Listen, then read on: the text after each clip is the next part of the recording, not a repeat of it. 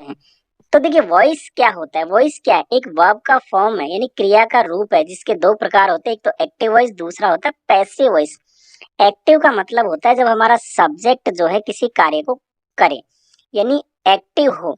और पैसिव का मतलब क्या होता है, पैसिव में क्या होता है जब एक सब्जेक्ट हमारा कैसा हो, एक्टिव नहीं हो, यानी जबकि सब्जेक्ट के ऊपर ही कार्य किया गया हो। बात क्लियर हो गई। अब हम पैसिव वॉइस क्यों बनाते हैं, जब देखिए किसी सेंटेंस में किसी ऑब्जेक्ट को हमें महत्व देना हो, क्लियर है, या फिर सब्जेक्ट नहीं दिया गया हो, या ये बताने की जरूरत नहीं कि कार्य किसने किया है, इस सेंस में हम पैसिव वॉइस का यूज करते हैं। अब आप एक्टिव वॉइस की संरचना देख लें। देखिए किसी भी सेंटेंस में सब्जेक्ट वर्ब और ऑब्जेक्ट, यही तो खेल होता है, ठीक है। अब आप इसको पैसिव वॉइस कैसे बनाओगे, यहाँ जो ऑब्जेक्ट आता है इसको तो आप सब्जेक्ट बना दोगे, और ये जो आपका सेंटेंस दिया है इसके टेंस के अकॉर्डिंग और इस सब्जेक्ट के अनुसार आप यहाँ हेल्पिंग वर्ब का चूज करोगे। और ध्यान रखिएगा पैसिव वॉइस में टेंस में वर्ब की थर्ड फॉर्म का यूज किया जाता है, तो यहाँ जो वर्ब आएगी उसकी आपको थर्ड फॉर्म लगानी है। इसके बाद यहाँ जो सब्जेक्ट है इसको आप यहाँ ऑब्जेक्ट बना दोगे और उससे पहले बाई का यूज करोगे। अब एक सिंपल एग्जांपल ले लो, आई बॉट ए पेन, मैंने एक पेन खरीदा या मैंने एक कलम खरीदी। अब आप इसको बनाओ, ए पेन यहाँ पे क्या है, ऑब्जेक्ट था, इसको बना दिया सब्जेक्ट। और यहाँ जो है हमने वाज का यूज किया क्योंकि ये जो है पास्ट इंडेफिनेट का है, इसके साथ वाज का यूज होता है, वो आपकी थर्ड फॉर्म आ गई, फिर बाई और आई का बन गया मी। इसको मैं समझाऊंगा, केवल यहाँ पे मैंने केवल एक एग्जाम्पल दिया है। तो एक पेन मेरे द्वारा खरीदा गया। अब देखिए यहाँ पे क्या है, मैंने एक पेन खरीदा, तो पेन खरीदने का कार्य मैं कर रहा हूँ यानी सब्जेक्ट कर रहा है, तो ये एक्टिव है। और यहाँ पे जो है ना, एक पेन को ज्यादा इंपॉर्टेंस दिया है यानी ऑब्जेक्ट को ज्यादा महत्व दिया गया है, इसलिए एक पेन खरीदा गया मेरे द्वारा, या एक पेन मेरे द्वारा खरीदा गया। हम सीधा यूं भी बोल सकते थे कि एक पेन खरीदा गया, और हम ये भी नहीं बताते कि किसके द्वारा खरीदा गया। तो यहाँ जो है ऑब्जेक्ट को इंपॉर्टेंस दिया जाता है पैसिव वॉइस में, क्लियर। अब अभी मैंने कहा था सब्जेक्ट को हम ऑब्जेक्ट बनाएंगे, ऑब्जेक्ट को सब्जेक्ट, तो थोड़ा सा इसको देख लो, यदि आपका सब्जेक्ट आई है तो मी बना दोगे, यदि ऑब्जेक्ट मी है तो आई। वैसे ही वी का अस में, यू का यू में, ही का हिम में, सी का हर में, दे का देम में, और इट का इट में, इस प्रकार इनको जो है सब्जेक्ट से ऑब्जेक्ट और ऑब्जेक्ट से सब्जेक्ट बना दोगे, क्लियर। अब आ जाओ भैया इस पे जिसका हम इंतजार कर रहे थे। तो देखिए अभी आप समझिए, ये एक्टिव वॉइस में है, तो अब पैटर्न तो ये कहता है कि आपको टेंस आने चाहिए, लेकिन कोई बात नहीं, यदि नहीं भी आ रहे हैं तो भी आप यहाँ सीख जाओगे। देखिए एक्टिव वॉइस में प्रेजेंट इंडेफिनिट में क्या होता है, हम वर्ब की फर्स्ट फॉर्म यूज करते हैं V5। V5 का मतलब है कि हम वर्ब के साथ एस या ईएस लगाते हैं जब हमारा सब्जेक्ट कैसा हो, सिंगुलर हो। और यदि नेगेटिव है तो आप डू डज का यूज करके नॉट लगाते हैं, फिर वर्ब की फर्स्ट फॉर्म। तो प्रेजेंट इंडेफिनेट में आपको क्या करना है, जब प्रेजेंट इंडेफिनेट का एक्टिव वॉइस दो तो पैसिव वॉइस बनाते समय इसके सब्जेक्ट के अनुसार आप इज एम आर का यूज करें। और ध्यान रखें पैसिव वॉइस में वर्ब की थर्ड फॉर्म तो सभी के साथ आनी है। यदि प्रेजेंट कंटिन्यूअस का है तो ये जानते हो आप, ये स्ट्रक्चर होती है, इज एम आर के साथ वर्ब के फर्स्ट फॉर्म में आईएनजी लगता है। तो यहाँ क्या करना है, इज एम आर तो आएगा ही, आपको केवल बीइंग जोड़ना है और फिर ये वर्ब की थर्ड फॉर्म लगानी है। प्रेजेंट परफेक्ट में क्या करना है, हैज हैव आपको दिया होता है, वर्ब की थर्ड फॉर्म होती है, तो यहाँ केवल आपको बीइंग जोड़ना है और बाकी तो वैसे ही रहेगा।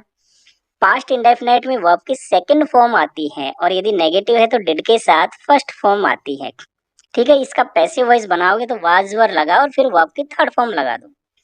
पास्ट कंटिन्यूअस में क्या होता है, वाज वर दिया होता है, वर्ब की फर्स्ट फॉर्म के साथ आईएनजी होता है। तो पैसिव वॉइस में क्या करोगे, वाज वर तो होगा ही आपका और उसके साथ बीइंग लगा दोगे। पास्ट परफेक्ट में क्या होगा, हेड के साथ वर्ब की थर्ड फॉर्म दी हुई होती है, तो यहाँ क्या करोगे, केवल आपको हेड के साथ बीन लगा देना है, वर्ब की थर्ड फॉर्म हो जाएगी। फ्यूचर इंडेफिनेट में सेल या विल और इसके साथ वर्ब की फर्स्ट फॉर्म होती है। तो आजकल मॉडर्न इंग्लिश में हम विल का ही यूज ज्यादा करते हैं, कोई बात नहीं, आप दोनों में से किसी का यूज करो। आई और वी के साथ हम सामान्यतः सेल का यूज करते हैं। तो यहाँ पे इस हेल्पिंग वर्ब के साथ आप बी लगा दो और वर्ब की थर्ड फॉर्म आपका बन गया पैसिव वॉइस। फ्यूचर परफेक्ट में सेल हैव या विल हैव का यूज करते हैं, वर्ब की थर्ड फॉर्म आती है टेंस में। तो इनके साथ आपको बीन लगा देना है वर्ब की थर्ड फॉर्म जो पर ले लेता हूँ, जैसे सी राइट्स ए लेटर, तो इसका मतलब वह एक पत्र लिखती है। राइट्स यहाँ पे आया है तो टेंस आप पहचानिए पहले किसका है, प्रेजेंट इंडेफिनेट का, क्योंकि ये सिंगुलर सब्जेक्ट है और इसके साथ वर्ब में एस या ईएस हम लगाते हैं। अब आपको दिक्कत कहाँ आती है भैया, ऑब्जेक्ट पहचानने में। तो देखिए एक सिंपल सा तरीका है, क्या आप वर्ब से क्या लगाकर क्वेश्चन पूछ लो या किसे लगाकर, यानी कि या तो व्हाट या फिर whom, इससे आप क्वेश्चन करो आपको ऑब्जेक्ट मिल जाएगा। और वैसे सामान्यतः हम देखें तो वर्ब के बाद ही ऑब्जेक्ट आता है। क्लियर है?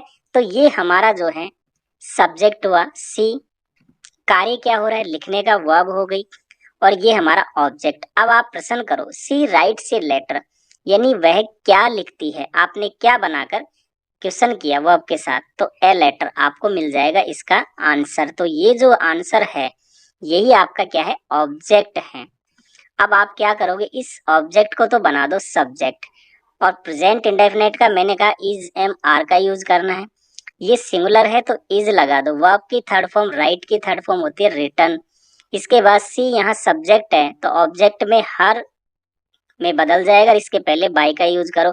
बताइए सिंपल है कि नहीं? तो ये सब्जेक्ट हो गया, ये आपकी वर्ब हो गई और ये ऑब्जेक्ट हो गया। अब इसको आप बोल सकते हो एक पत्र उसके द्वारा लिखा जाता है या एक पत्र लिखा जाता है उसके द्वारा। तो यहाँ तो वह यानी सी जो सब्जेक्ट था वो कार्य कर रहा था लिखने का। अब यहाँ क्या है, एक पत्र को इम्पोर्टेंस ज्यादा दिया है, इसलिए यहाँ जो है ऑब्जेक्ट को लिया गया है पहले। क्लियर है ना, बात समझ में आ गई? Next, she singing a song, बनाइए जल्दी से, किस टेंस का है? हाँ बताओ। She singing a song, present continuous का, वेरी गुड, बहुत अच्छे। इसका मतलब क्या होगा, वह एक गाना गा रही है। तो वह क्या गा रही है, ए सॉन्ग, एक गाना, ये ऑब्जेक्ट हो गया। ए सॉन्ग ऑब्जेक्ट, और प्रेजेंट कंटिन्यूअस का है तो इज एम आर के साथ बीइंग का यूज होगा, क्योंकि कंटिन्यूअस है, आईएनजी आ गया ना यहाँ, इसलिए मैंने कहा जहां आईएनजी आ जाए तो उसमें आपको बीइंग लगाना है।